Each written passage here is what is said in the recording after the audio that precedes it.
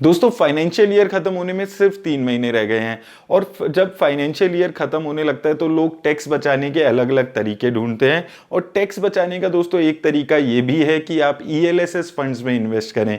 ELSS funds दोस्तों यानी कि इक्विटी लिंक्ड सेविंग स्कीम, इनमें आप जो भी पैसा इन्वेस्ट करते हैं वो 1.5 लाख तक का पैसा आपका सेक्शन 80C में एग्जेम्प्ट हो जाता है। तो अगर आप यहाँ पर टैक्स बचाना चाहते हैं तो आप इस स्कीम में भी इन्वेस्ट कर सकते हैं। लेकिन ईएलएसएस फंड्स में इन्वेस्ट करते हुए आपको एक चीज हमेशा याद में रखनी है कि जो भी पैसा आप इसमें इन्वेस्ट करेंगे वो आपका 3 साल तक के लिए लॉक इन हो जाएगा, यानी कि किसी भी कंडीशन में आप वो 3 साल तक पैसा अपना विड्रॉ नहीं कर सकते हैं। तो आप अगर लॉन्ग टर्म के लिए इन्वेस्ट करना चाहते हैं तो आप ईएलएसएस फंड जैसे फंड्स में भी इन्वेस्ट कर सकते हैं। इस वीडियो में दोस्तों मैं आपको बताऊंगा कि वो कौन से 3 ऐसे फंड्स हैं जो मुझे अच्छे लग रहे हैं स्कीम में, जिनमें आप इन्वेस्ट करके लॉन्ग टर्म में एक अच्छी रिटर्न्स भी जनरेट कर सकते हैं। तो अगर आप दोस्तों टैक्स बचाने के लिए ईएलएसएस फंड में इन्वेस्ट करना भी चाहते हैं, आपके पास सिर्फ 3 महीने रह गए हैं, मैं आपको यही बोलूंगा 3 इंस्टॉलमेंट में आप अभी से इन्वेस्ट करना शुरू करें रादर देन आप मार्च में एक साथ लमसम पैसा इन्वेस्ट करें। तो आइए दोस्तों क्विकली देख लेते हैं ये वीडियो। दोस्तों इस कैटेगरी में सबसे पहला फंड आ जाता है Canara Robeco tax saver fund. अगर इसकी एसेट अंडर मैनेजमेंट की हम बात करें तो 2800 करोड़ के आसपास का एसेट अंडर मैनेजमेंट इसका चल रहा है। एक्सपेंस रेशो इसकी अगर देखते हैं तो 0.76% की एक्सपेंस रेशो अभी ये अपने इन्वेस्टर से चार्ज कर रहा है। वहीं दोस्तों अगर हम इसकी मार्केट कैप वाइज एलोकेशन पे बात करें तो लार्ज कैप कंपनीज में ये 75% पैसा लगा रहा है, मिड कैप कंपनीज में 20% के आसपास और स्मॉल कैप कंपनीज में 2% के आसपास एलोकेशन है। तो दोस्तों जब आप ईएलएसएस फंड में इन्वेस्ट करते हो तो आप ये सोच सकते हो कि आपका जो इन्वेस्टमेंट है वो एक फ्लेक्सी कैप फंड की तरह ही हो रहा है। हालांकि वो जो आपका पैसा है वो 3 साल के लिए लॉक इन रहेगा। अगर आप यहाँ पर मार्केट कैप वाइज यहाँ पर देखेंगे एलोकेशन तो लार्ज कैप, मिड कैप और स्मॉल कैप तीनों में ही इन्वेस्टमेंट हो रही है। और जो एक ईएलएसएस फंड होता है उसके ऊपर कोई रिस्ट्रिक्शन नहीं होती है कि वो लार्ज, मिड और स्मॉल कैप कंपनी में कितना भी पैसा लगा सकता है।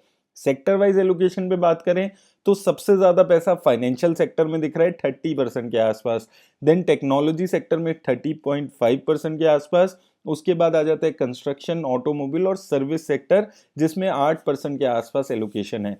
टोटल टॉप के 5 सेक्टर्स में देखते हैं तो 67% के आसपास की एलोकेशन ये फंड करके चल रहा है। अब दोस्तों अगर हम टॉप 10 कंपनी स्पेस की बात कर लें तो सिंस ये जो मेजर पैसा है अपना लार्ज कैप कंपनीज में लगा रहा है तो टॉप 10 कंपनीज में सारी ही आपको लार्ज कैप कंपनीज देखने को मिल रही हैं। Infosys, HDFC bank, ICICI bank जैसी कंपनीज के साथ साथ एलएनटी, एचडीएफसी, तो आप देखेंगे फाइनेंशियल सेक्टर का काफी सारी कंपनीज है। HDFC bank, ICICI bank, HDFC, SBI, Bajaj finance, Axis bank, तो लगभग 6 कंपनीज 10 में से यहाँ पर फाइनेंशियल सेक्टर की दिख रही हैं। और उसके अलावा जो कंपनीज हैं वो सारी कंपनीज भी लार्ज कैप कंपनीज ही हैं। तो दोस्तों ये फंड जो है वो काफी ज्यादा डिपेंडेंट यहाँ पर दिख रहा है फाइनेंशियल सेक्टर पे, 30% के आसपास एलोकेशन है। और टॉप 10 कंपनीज में वैल्यू ओरिएंटेड और ग्रोथ ओरिएंटेड कंपनीज का मिक्सचर करने की कोशिश की गई है। यहाँ पर मेजरली ग्रोथ ओरिएंटेड कंपनीज है लेकिन एलएनटी और एसबीआई जैसी वैल्यू ओरिएंटेड कंपनीज भी देखने को मिल रही है। अगर इसकी रिटर्न पे अगर हम बात करें तो अगर आपने 10,000 रुपए इस फंड में एक साल पहले लगा दिए होते तो वो पैसा इसने आपका 13,000 के आसपास बना दिया है। वहीं 5 सालों में वो पैसा आपका 27,000 के आसपास हो गया है। 22% के आसपास की रिटर्न इसने आपको 5 सालों में जनरेट करके दी है। और अगर आपने इस फंड की इंसेप्शन में यानी कि जनवरी 2013 में ही 10,000 रुपए लगा दिए होते तो वो पैसा आपका 40,000 के आसपास हो गया है। 17% की रिटर्न इस फंड ने सिंस इंसेप्शन आपको जनरेट करके दी है। 5 सालों में 22% की रिटर्न। तो दोस्तों 5 सालों की अगर रिटर्न देखते हैं काफी अच्छी रिटर्न है। सिंस ये fund majorly large cap companies में पैसा लगा रहा है तो रिटर्न्स आपको मेजरली लार्ज कैप फंड्स जैसी ही यहाँ पर देखने को मिल रही है। दूसरे फंड पर दोस्तों चलते हैं। दूसरा फंड आ जाता है Mirae asset tax saver fund. तो यहाँ पर इसके अगर हम एसेट अंडर मैनेजमेंट की बात करते हैं 10,000 करोड़ के आसपास का एसेट अंडर मैनेजमेंट चल रहा है, यानी कि अमंग टैक्स सेवर फंड्स ये इन्वेस्टर का भी फेवरेट फंड चल रहा है। वहीं अगर हम इसकी एक्सपेंस रेशो पे बात करें तो 0.43% के आसपास की एक्सपेंस रेशो ये अपने इन्वेस्टर से चार्ज कर रहा है। एक्सपेंस रेशो इसकी काफी कम है अगर आप देखोगे 0.43%। और आज से एक साल पहले इसकी एक्सपेंस रेशो और भी ज्यादा कम हुआ करती थी। हालांकि इसने रिसेंटली अपनी एक्सपेंस रेशो बढ़ाई है लेकिन बढ़ाने के बाद भी ये काफी कम एक्सपेंस रेशो इन्वेस्टर से चार्ज कर रहा है। अगर हम दोस्तों इसकी मार्केट कैप एलोकेशन पे बात करें तो ये भी सबसे ज्यादा पैसा लार्ज कैप कंपनीज में ही लगाता हुआ दिख रहा है 73%। उसके बाद मिड कैप और स्मॉल कैप में इसने अच्छा खासा एलोकेशन किया हुआ है। मिड कैप कंपनीज में 17% और स्मॉल कैप कंपनीज में 8% एलोकेशन है। तो यहाँ पर अगर आप इसको कैनरा रोबेको से कंपेयर करेंगे तो आपको एक चीज देखने को मिलेगी कि ये थोड़ा ज्यादा रिस्क ले रहा है in comparison to Canara Robeco. Sector allocation पे अगर हम बात करें तो फाइनेंशियल सेक्टर, इसने भी सबसे ज्यादा फाइनेंशियल सेक्टर में ही पैसा लगाया हुआ है 31% पैसा। उसके बाद टेक्नोलॉजी सेक्टर 14%, ऑटोमोबाइल, एनर्जी और हेल्थ केयर सेक्टर में भी अच्छा खासा एलोकेशन यहाँ पर देखने को मिल रहा है। तो दोस्तों होता क्या है, एक्चुअली जो लार्ज कैप कंपनीज हैं उसमें बहुत सारी फाइनेंशियल कंपनीज होती हैं।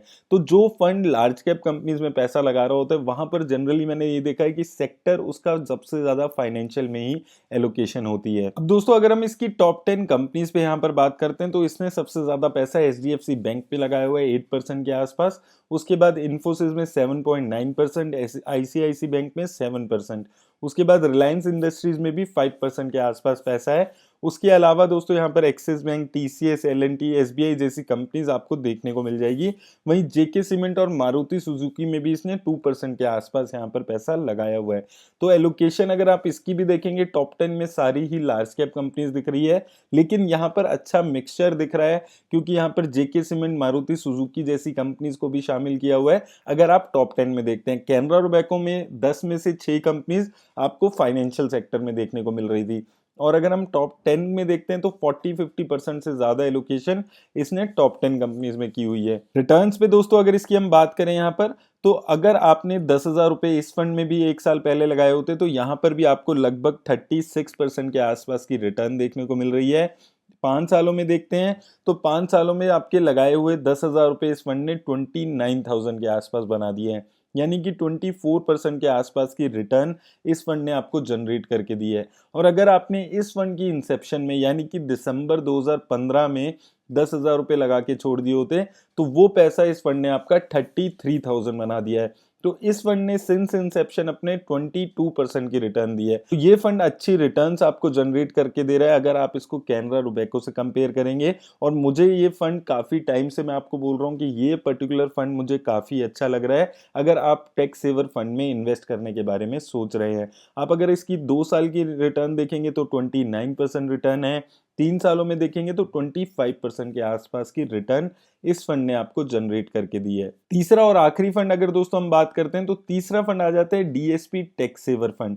इस फंड का एसेट अंडर मैनेजमेंट भी काफी ज्यादा अभी हो चुका है, 9,000 करोड़ के आसपास का एसेट अंडर मैनेजमेंट इस फंड का चल रहा है। एक्सपेंस रेशो पे बात करें तो 0.84% की एक्सपेंस रेशो है। तो इन तीनों फंड्स में से सबसे ज्यादा एक्सपेंस रेशो अभी डीएसपी टैक्स सेवर फंड ही चार्ज कर रहा है।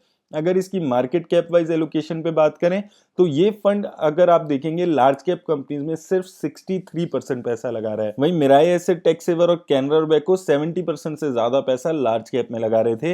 ये फंड मिड कैप में भी 30% के आसपास पैसा लगाकर चल रहा है और स्मॉल कैप में 6% के आसपास। वहीं सेक्टर वाइज एलोकेशन पे बात करें तो ये भी सबसे ज्यादा पैसा फाइनेंशियल सेक्टर भी लगा रहा है 36% के आसपास, टेक्नोलॉजी सेक्टर में 10%, उसके अलावा कंस्ट्रक्शन, एनर्जी और केमिकल सेक्टर में अच्छा खासा एलोकेशन आपको देखने को मिल रहा है।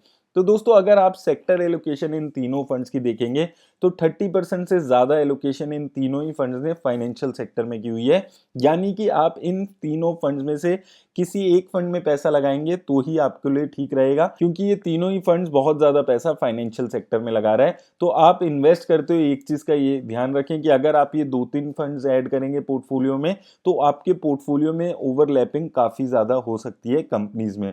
अब दोस्तों अगर हम इसकी बात करें टॉप 10 कंपनीज में तो इसने सबसे ज्यादा पैसा आईसीआईसी बैंक में लगाया हुआ है लगभग 10% के आसपास, एचडीएफसी बैंक में 7%, इन्फोसिस में 6.31%, एक्सिस बैंक में 4.6%। उसके अलावा एसबीआई, भारतीय एयरटेल, एसबीआई लाइफ, एसीसी और क्रॉम्पटन ग्रीव्स जैसी कंपनीज यहाँ पर आपको देखने को मिल रही है। तो यहाँ पर अगर आप देखेंगे टॉप 10 तो यहाँ पर भी एक चीज है कि 3-4 कंपनीज अब इन तीनों फंड्स में सेम है, एचडीएफसी बैंक, एसबीआई, इन्फोसिस, ये तीनों ही में सेम दिख रही है।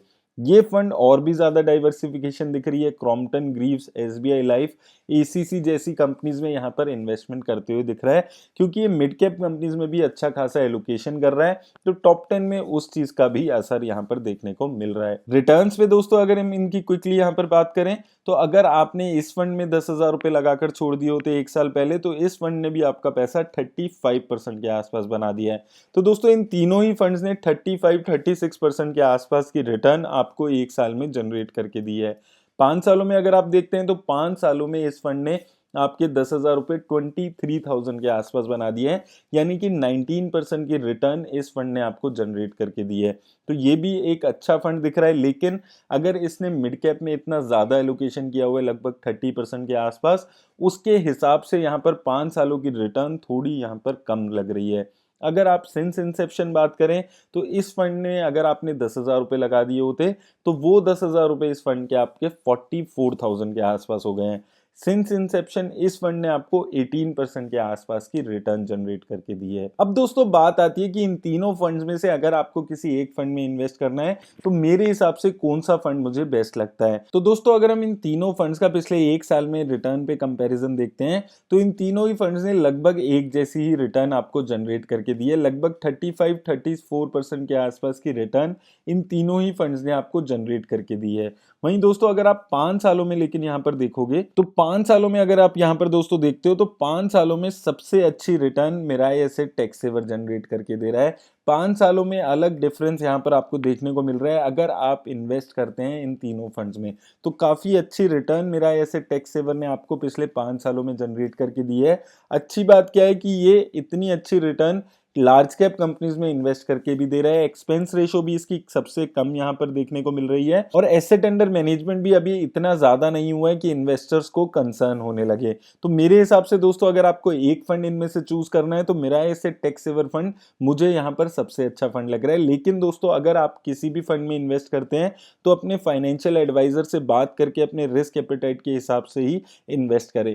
और दोस्तों अगर आप लोग भी टिकर टेप के थ्रू ऐसे ही एनालाइज करना चाहते हो, तो लिंक आपको डिस्क्रिप्शन में मिल जाएगा। ये वीडियो अच्छी लगी हो तो इसे लाइक और शेयर करना भी ना भूलें। धन्यवाद।